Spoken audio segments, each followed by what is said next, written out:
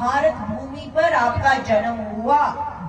भारत का मतलब क्या है? विदेशी आकर उन्होंने कह दिया, इंडिया नाम दे दिया उन्होंने। भारत का मतलब क्या है? भारत, भा माने प्रकाश, रक्त जो दिव्य प्रकाश में रक्त है वो धरती है भारत। और इस भारत का प्रभात आप देखो कि विदेश में अपनी संस्कृति को भूले हुए व्यक्ति यहाँ आके सनातन धर्म को अपना के, सनातन के सानिध्य में आके, संपूर्णतः पार ब्रह्म के शरण में आके उसमें ऐसा परिवर्तन आ जाता है कि जिस संस्कृति को वो बैकवर्ड्स कहते थे, क्योंकि दुनिया में बहुत अफवाहें हैं, कहते हैं कि आप भारत के लोग बैकवर्ड्स हैं, पर हमारे जीवन का ये अनुभव है कि आपसे और कोई फॉरवर्ड है नहीं जहान में। बस दुख की बात ये है कि ये चीज आप नहीं जानते। बार बार इस मंच से नारी शक्ति की बात क्यों की जा रही है? ये नहीं है कि पुरुष में शक्ति नहीं है, वो शक्तिशाली है, नारी भी शक्तिशाली है, पर शक्ति बिना शिव शव हो जाता है। शक्ति का एक और एक कर्तव्य जरूर है कि वो अपनी शक्ति को भूले ना। The creative force of the cosmos which lives within you, this creation in itself is the explanation and the manifestation of that supreme consciousness within you. दीदी ने बहुत सुंदर कहा, गायत्री मंत्र का जब हम उच्चारण करते हैं, वो भर्गो देवस, वो परम प्रकाश का ध्यान करते हैं। क्या आपने उस परम प्रकाश का दर्शन किया है? जब तक हमने उस परम प्रकाश का दर्शन नहीं किया है तो हम उस भांतियों में, चीजों में टूटे रहते हैं। क्योंकि सनातन को लेकर एक ही प्रश्न वहां पूछते थे विदेश में, आपके पास तो बहुत भगवान है, किस किस को कब कैसे कैसे पुकारते हैं? कंफ्यूजन नहीं होती? उनको लगा कि वो एक टोंट मारते हैं, पर वहां संस्कृति में, हमारे शास्त्र ग्रंथ में इसका एक पूरा क्लियर आंसर है कि वो ईश्वर, वो अनंत परम प्रकाश स्वरूपा है, वो सुप्रीम कॉन्शियसनेस है। आपने इस संस्कृति को लेकर आपने मार्केट करके हमें ही बेचने की कोशिश की है। योगा, योग का मतलब है उस ईश्वर के साथ एकाकार हो जाना, एकता की बात है। उन्होंने एक एक्सरसाइज क्लास बना दी और हम उस चीज को ग्रहण करते हैं, पर अब हमारा धर्म है और कर्तव्य है कि हम अपने शास्त्रों को पढ़ें, उनका अध्ययन करें और अपने अंतर्घर में उतारें, अपने चरित्र में लेकर आए कि आप में वो जो शक्ति है सुषुप्त है। सुषुप्त क्यों है? क्योंकि आप उसको जान नहीं पा रहे हैं। क्यों? क्योंकि हमारे पास जो हम इन नेत्रों से देखते हैं, हम सोचते हैं वो ही सत्य है, जहां हमारे शास्त्र कहते हैं ये नश्वर है। इन आंखों से हम अपने शरीर को देखते तो हमें लगता है कि हम ये शरीर हैं। अपने मन का व्यवहार देखते हैं कि हम दूसरे से जब बात करते क्या इफेक्ट पड़ता, हमें लगता है हाँ मन है। पर जहां आत्म तत्व शरीर से निकल जाए, आप हमें सुंदर सुंदर भोजन करा दो, दवाई दे दो, पानी दे दो, हम उठने वाले हैं। जिस शक्ति के द्वारा शरीर का संचालन है उससे एकाकार होने की आवश्यकता है। इसीलिए गुरु गीता में शिव भगवान जी मां पार्वती को कहते हैं, स्थावरम जंगमम व्याप्तम यत्किंचित सचराचरम तत्पदम दर्शितम येन तस्मै श्री गुरुवे नमः। जो सब जगह हर एक में व्याप्त वो ज्योति है, वो प्रकाश है, उसका जो उस समय आपको दर्शन करवा दे वो ही गुरु है। हमारे शास्त्रों ग्रंथ में आता है, दुर्लभम त्रेमे विदत देवं गृहेतुकम मनुष्यतम मोक्षतम महापुरुषं श्रेय। हमारे आदरणीय महात्मा जी कल मंच से सत्संग की महानता हमें बता रहे थे। आप इस चीज को जान बांध लें कि तीन चीजों को दुर्लभ कहा है हमारे महापुरुषों ने। एक, कि आपको ये मानव चोला मिल जाए, बड़े भाग मानुष तन पावा सुर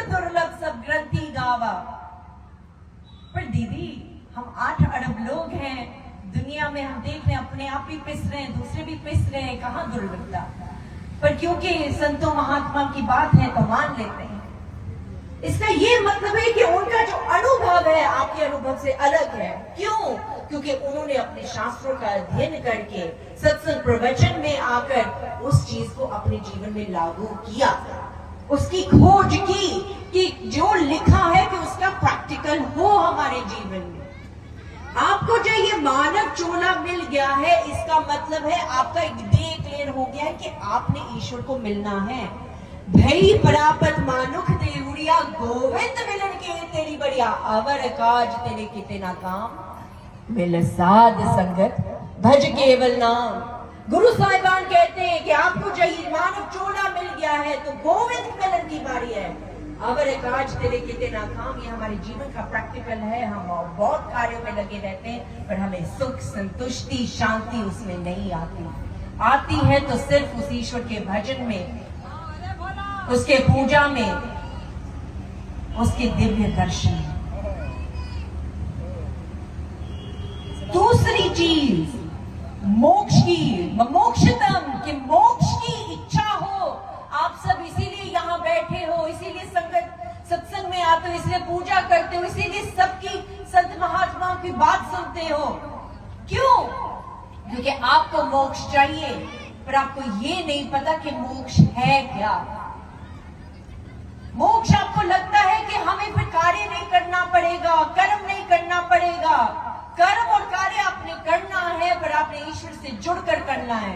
पर इस चीज की दिशा कि आपको मानव चोला क्यों मिला है और मोक्ष कैसे मिलेगा, वो कैसे होगा जब आपके जीवन में वो तीसरी दुर्लभ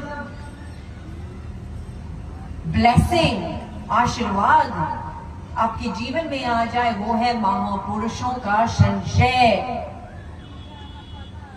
और ऐसे महापुरुषों का संशय जो आपके अंतर्घट में वो ईश्वर का दर्शन करा दे। अज्ञानतिमिरान्धस्य ज्ञानांजन शलाकया चक्षुरुन्मीलितं येन तस्मै श्री गुरुवे नमः। माताएं हमें बताओ, आप बच्चों की आंखों में सुरमा डालते हो, अपनी आंखों में सुरमा डालते हो, क्यों?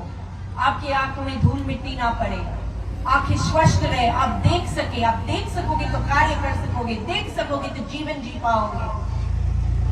तो वहां शिव भगवान किस अंजन की बात कर रहे हैं, किस सुरमे की बात कर रहे हैं, किस शलाक्य की बात कर रहे हैं? वो ज्ञान रूपी शलाक्य जो उस ज्ञान अंजन को इस तीव्र नेत्र में प्रकट कर दे कि आपको ज्ञानता और ज्ञानता की समझ आ जाए। इसको कहते हैं अपनी आत्मशक्ति को जान लेना। अपने अंतर्घट में जब आप उतर पाते हो तो तब आप जान पाते हो कि इस दुनिया में आपने कैसे, इस रंग मेले से कैसे गुजर के निकलना है, भव सागर से कैसे पार होना है। और इसके लिए आपको एक गुरु की आवश्यकता है जो आपको ईश्वर दर्शन से ईश्वर प्राप्ति तक आपका पूरी यात्रा करा। हमारे जीवन में एक बहुत बड़ी कृपा हुई कि हमारे जीवन में ऐसे गुरु आए।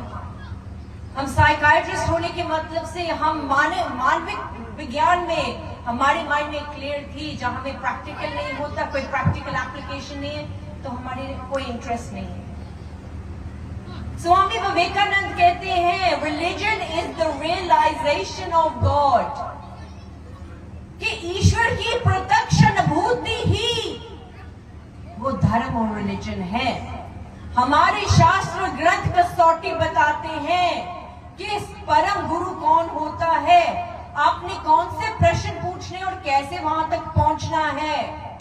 हम अंतिम में बस एक ही बात, एक दृश्य से इसको समाप्त करना चाहते हैं कि रणभूमि पर अर्जुन मोह से ग्रसित है, कृष्ण भगवान उनको सत्संग सुना रहे, भागवत गीता की 13वें अध्याय नाम गए हैं, वो सत्संग प्रवचन बता रहे, उनको बता रहे कि ज्योतिषाम तक ज्योति तमसा परमुच्यते ज्ञानम ज्ञेयम ज्ञान गम्यम हृदय सर्विष्टतम, कि मैं ज्योतियों का ज्योति स्वरूप हूँ, मैं ज्ञान का ज्ञान हूँ, मैं हर हृदय में विराजमान हूँ।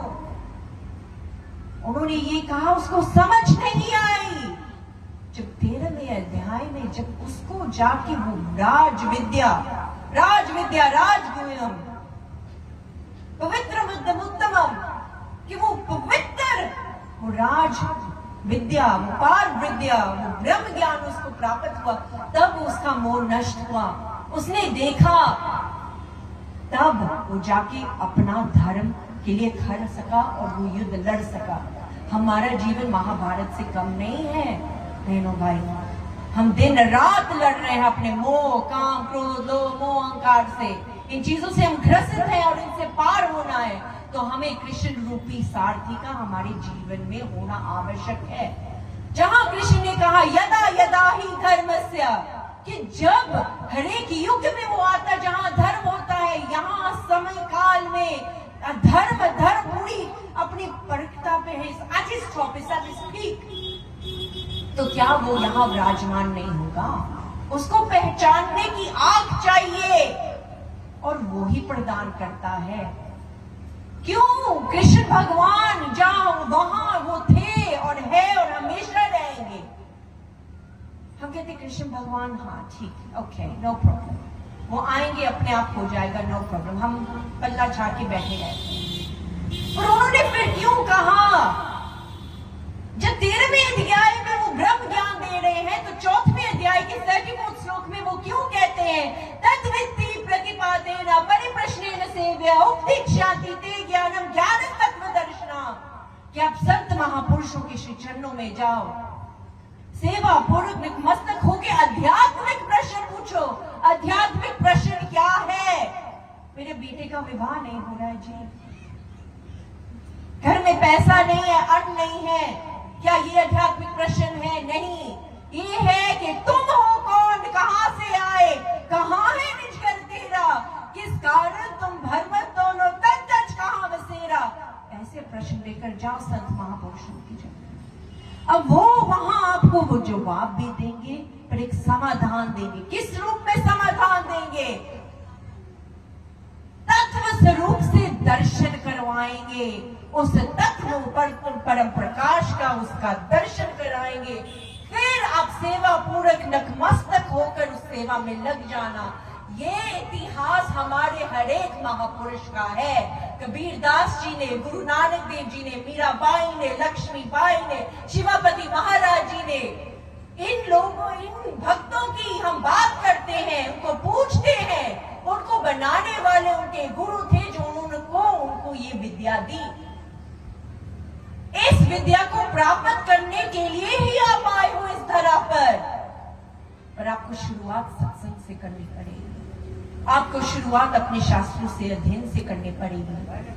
आपको प्रश्न पूछने पड़ेंगे अध्यात्म में, और आपको तब तक खोज करनी पड़ेगी जब तक आपको मिल ना जाए, क्योंकि समय का वैद, समय का जज और समय का राजा और समय का गुरु ही न्याय करता है।